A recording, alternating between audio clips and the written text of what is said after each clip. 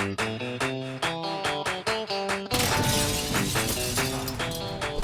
guys, Coach Michael Burt, the Super Coach, come to your life every single week talking about good coach, bad coach, secrets of great coaches know that the others never figure out. And man, I got Bruce Lund here, my VP of Operations. There are a lot of coaches in the world. And I was coming back from Cabo. We were coming back from Cabo the other night, which was fabulous, by the way. Yes, it was. Matter of fact, I wish I was still there. My face is still peeling off from the trip, but As evidence that Bruce was in Cabo, his whole face is peeling off. But we had a great experience on our Monster Producers Summit. And if you're out there and you ever want to go with us on a summit, we're doing one in the mountains in a few weeks, November 7th and 8th. And here's the deal. Give yourself permission to go away for a couple of days and look at your life. I get so irritated and sick of people saying they don't have time to get away and look at their life. Look, I'm going to tell you something, and I'm not being braggadocious, but I guarantee you ain't any busier than I am. I guarantee you ain't got more stuff to do than I have to do. So when I hear people say, I can't call you back, or I'm too busy, or I just can't take a day away to look at my business, man, it's just baloney. And you can't imagine how fresh you will be when you get back from doing something like that. But when I was on the way back, I was listening to different podcasts, and it really got me thinking. We have very good concepts. Good coach, bad coach is a good concept. Person of interest is a good concept. Zebras and cheetahs is a good concept. But sometimes our concepts don't get enough attention because they're kind of in the middle. They don't really push the buttons. They're not at the bottom, but they're not at the top. And I was thinking on the way back, Bruce, if I wrote a book called My Coach Sucks. And I'm suffering because my coach sucked, because I was a coach. And I can't tell you, and last night I just spoke to a football team that's one of the top football teams in the Southeast, and I just think if one of those kids had a bad coach, he's one of the kids that's sitting on the bench now. Yep. And he's on the outside looking in. So to me, a good coach can change a person's life. A bad coach really squanders talent, and that's, at the end of the day, that's why I wanted to create this show and do this show. Yeah. And I think there's a lot of people out there that are just bad coaches, and maybe they don't know they're bad coaches. They just don't get it. They're not enlightened. They don't work hard at it. They don't study. And because of that, their impact is really diminished. Yes. And so today we're going to talk about a topic about why there needs to be a shift in the world from being just a regular old manager to a great coach. Okay? And there are athletic coaches that are managers too. Yep. They're kind of administrators. They make sure nobody hurts themselves or hurt each other. So, Bruce, tell us what we're talking about today on this episode of Good Coach, Bad Coach. Yeah, Coach. The market's really kind of telling us something right now, because this has become a very popular topic for you, and this is something that you put together now probably for a couple of years, but it's just now really starting to take off. And it's a program you have called Turn Your Managers into Coaches. And so it's really a program that's 12-week module, right? So you have 12 different 12-month modules. And so each section has sort of a different concept, and you tackle it and you go to work on it.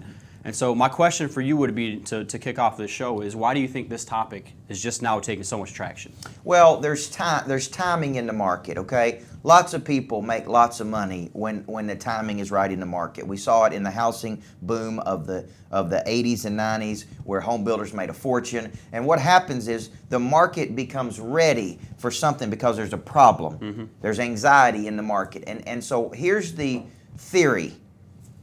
In the 90s, when I first wrote Changing Lives Through Coaching, I remember this. It was, I don't know, 10, 15 years ago. Maybe I wrote it in the early 2000s, or somewhere around there when I wrote the book 10, 15 years ago, okay?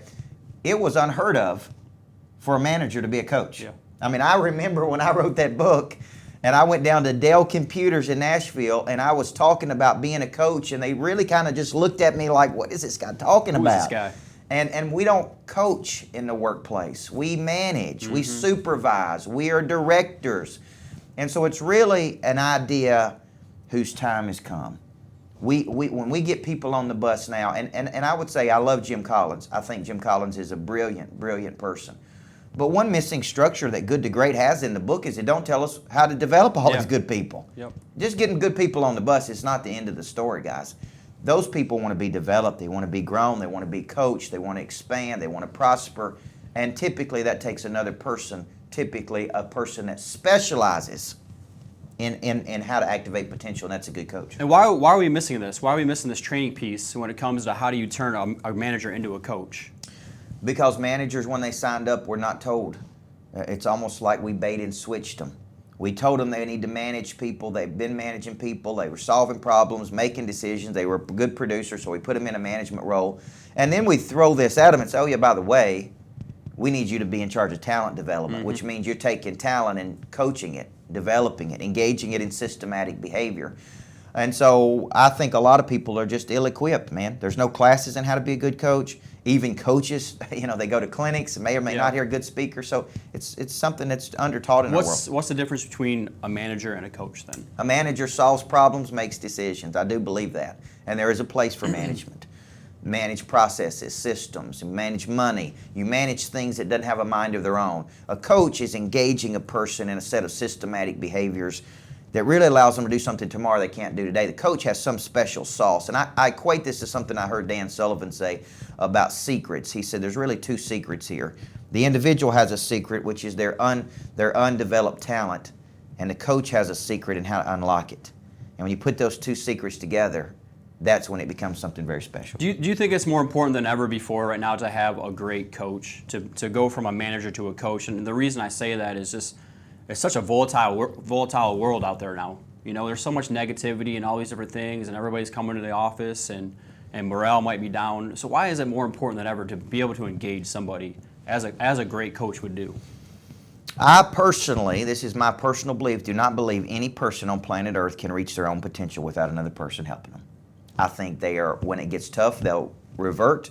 I think they'll never push through uncomfort, which is where growth is. And I think you can't see the picture when you're inside the frame. So if you plan on playing at a crazy, ridiculous level, I don't think you can do it without a coach. And that goes from Bill Gates to Warren Buffett to Tony Robbins to any master motivator in the world. Every one of them needs somebody to push them. Today on Good Coach, Bad Coach, we're talking how do we turn managers into coaches? Why should we turn managers into coaches? And how can you, who's listening to this show, become a better coach, man? Quit squandering good talent. Don't be the person that says, my coach sucks. And that's why I am struggling in life. When we come back, we're heading into this topic again. Hey, this is Coach Micheal Burt, and I have a prediction. Within the next 5 years, every manager in the world will have to become a coach. A good coach will do 3 things for you. They make you have conversations you don't want to have. They make you do some things you don't want to do. They'll help you become something you didn't think you could become. This transition, what I call the coaching revolution, prompted me to create a program called Turn Your Managers into Coaches. What we want to do is drive up engagement, drive up production. We want to become a manager other people want to follow. If you've got managers out there that you want to turn into coaches that engage people in systematic behaviors that allows them to do something tomorrow they simply cannot do today, pick up the phone and call us, 225-8380, 615-225-8380, or email us at info@coachburt.com, and we're going to teach you how to turn your managers into great coaches. Hey guys, welcome back to Good Coach, Bad Coach. Secrets to great coaches know that the other people never figure out. Here's a question for you, Bruce. Yeah. I know you asking the questions, and I'm going to flip the script. Flipping the script on me. If I wrote this book, Good Coach, Bad Coach, would it sell? Absolutely. And we say that about every book that I Yeah. write, okay?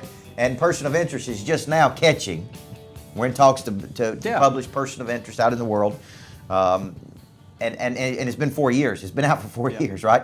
So you believe Good Coach, Bad Coach would sell? Well, we don't, like I said, in the market right now, there isn't a lot of books out there that you can just say, okay, what makes a great coach? Right. You talked about it earlier. People go to clinics, they go to all these different things, but there's not really a blueprint on what it takes to become a great coach. Or vice versa, a lot of times coaches, they're afraid to reflect and admit, man, I'm a bad coach, right? And they don't even know.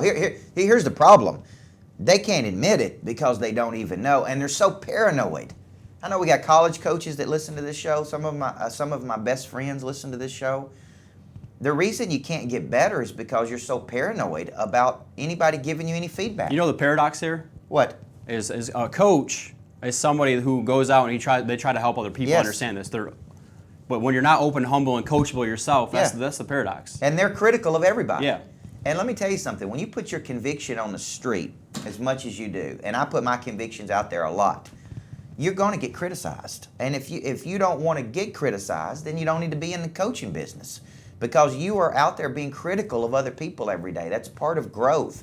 But one of the worst, most paranoid groups in the world that you cannot tell anything to is coaches. And a lot of times I've even stopped speaking to coaches. People ask me, why don't you go back and work with coaches? Why don't you work with coaches? It's miserable to me. I mean, they don't listen. So they just keep doing the same thing. And a lot of them say, well, he's not coaching anymore, so what does he know? He doesn't know about today's kids. And I mean, what they do is they just put up all these barriers for growth. Do you see the same things in the corporate world too, though, with some of these managers? Oh, absolutely. That just resist it? The managers, here's the paradox. The paradox is these people are really good. That's why they got promoted. So now they're so good you can't really tell them anything. Yeah. And so part of the problem many times is the manager. I would be the first one to tell you, I'm a lousy manager because I don't like managing people. If I feel like I have to manage a person, it's just my instinct. Takes the fun out of it, I right? just get irritated. Yeah. I'm not a babysitter. I'm a professional. I expect everybody else to be professionals. Now, having said that, I can be a great coach and be a lousy manager. Yeah. Okay, a lot of people don't understand that. There's good managers and lousy coaches. You may be a good coach and a lousy manager. So you can be one or the other. Yeah, that was actually going to be my next question, is can you be a great manager and be a bad coach, and vice versa? Can you be a great coach but be a bad manager? And why do you need both? Well, you need both because the management part is managing things, processes. And an example I always use was Covey. When Covey started his company, it was the Covey Leadership Center. It was not Franklin Covey because it was a merge between two companies. And it was about a $2 million company, and it was a good company. But Covey himself said, man, I don't want to manage, and I'm a lousy manager. And so he hired his own son. His son came in and grew it from $2 million to $260 million. And he said, all I need to do is go out there and speak and write books, which is kind of what I want to do. And so somebody else can manage all the day-to-day stuff because really, for some people, it's a low value of their time getting in the weeds. So in the first module, you talk about, really you break it down into core values versus shared values. I know we did an entire show on this. For those of you who are listening to the show for the first time, we do have previous shows, and one is core values, correct? And so why do you start there with core values? And because there's a lot of managers out there who would say, well, Coach Burt, you're not seeing the day-to-day activities of this person rolling in late, this person isn't engaged, all these different things. And so that's really where you need to start. Here's the deal: you hire low budgets, you get low budget activity. Okay, and that's as straight. We're keeping it real that's today. That's as straight as I know how to say it. We can't take somebody who has no motivation, very little knowledge, very little skill, very little desire, and very little confidence, and turn them into a superstar. This is why the core values piece is important. I've worked with companies. I remember working with a company where we were doing this program. This is a very comprehensive program. Turn your managers into coaches. And I'm walking around the business, and I'm looking at a girl in front of me that's wearing jogging pants to work in a corporate environment, and on the back of her butt, it says juicy on the back of her butt. And she's walking around the corporate, she's at a $1 billion company. And I'm like, A, that's stupid, but B, it's her manager's fault for not saying, we encourage what we allow, right? Go home. We encourage what we allow. You need to go home, and you need to get dressed, and you need to come back to work. So to me, we have to manage and you know why we have to manage, Bruce, is because not everybody does what they're supposed to do. If everybody did what they're supposed to do, we wouldn't have to hold anybody accountable, okay? And that's the tough part about being a manager is having a hard conversation with the person, sending somebody home. I knew a principal here in Rutherford County that he would send a teacher home. Okay. Teacher showed up, dressed not appropriate, he would say, you go home and you come back and look like a professional teacher. Yeah. I mean, he was probably the only principal in all of Rutherford County. But it starts from the top down, right? Yes. So if you're going to be a great coach, you got to have a backbone. You got to have a backbone, and you say, look, man, this is the standard in which I've set, and I'm not bending on this standard. And some people will like it, and some people won't like it. For example, people ask me all the time about my turnover in my company. And the lazy people go out and say, well, he's difficult to work for, he's hard, he's all over the place. Here's the reality. At the end of the day, most of these people don't want to work to the level I'm going to work. Yeah. They don't want to push as hard as I'm going to push, and that's okay. There's nothing wrong with them, okay? But it's not because many times we confuse having standards with being difficult. You know, if you call me high maintenance, man, it's because I got standards. One last question for you for this show here is, can you take all managers and turn them into great coaches? No. And I love what, I think Cynic says this, and I was looking at the stats the other day that are pretty fascinating. You know, there's 2.4% of the people that are innovators. These are people that create new stuff, pioneers. They go first, right? And then there's 13% early adopters. These are people that we can convert pretty quickly. There's another 34% that kind of ride the fence until somebody gets on board, but they could come on board. And then there's 34% laggards. And laggards are people that are just slow to move, resistant to change. They're not interested. You could coach them for a year, and man, they're just disinterested in their potential. And I think for some reason they're intimidated. I don't know why. I haven't figured this out. This has been a mystery to me. But some people I train, they sit in the corner, they hide out. They're almost intimidated by learning. Yeah. And I can't put my finger on it, but it is a sign of what it is a lack of confidence. At the end of the day, if you don't want to learn, you don't have any confidence. And so I do think a good coach makes it very attractive to come play for them. A good coach is somebody you want to be around. A good coach, you want to learn from that engine. You want to pick up tricks by watching that good coach. And there are a lot of good coaches. Would you say in the world. coaches have charisma versus managers? I mean, it's kind of like an attraction, right? Your person of interest concept. People are attracted to great coaches. You know, I don't know. I don't know if Belichick has a charisma or not. I don't know if Nick Saban has charisma. They have or a not. certain aura, though. They seem to. If they don't, they compensate by their genius. Yeah. You know, a person that doesn't have charisma sometimes can compensate because, man, he's just a freak. They produce results. He's just a freaking genius. But I do know there are college coaches I've worked with that their lack of charisma has drastically hurt their ability to recruit and attract and keep players. It's a good topic. We can talk about this for a long time. And we will. Yeah. In the future. Yeah, if I didn't have to go speak right now, we would talk about it all day, right? Hey, this is Coach Micheal Burt. I'm the Super Coach. Listen, dig in on our network. It's greatnessnetwork.com, right, Brandon? We've got it up, greatnessnetwork.com.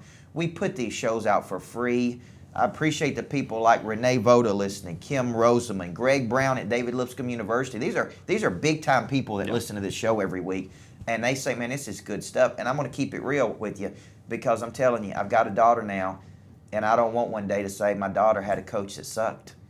And because he sucked or she sucked, now my daughter's suffering because of it. Yeah. And so don't be that coach. Just like we don't want great teams to squander their talent. You know? It must suck to suck. It must suck to suck. Right? That's the airline industry. That was our airline motto. All right, guys, Coach Micheal Burt, Bruce Lund, an expert. Go out there and have a killer Friday. We believe everybody needs a coach in life.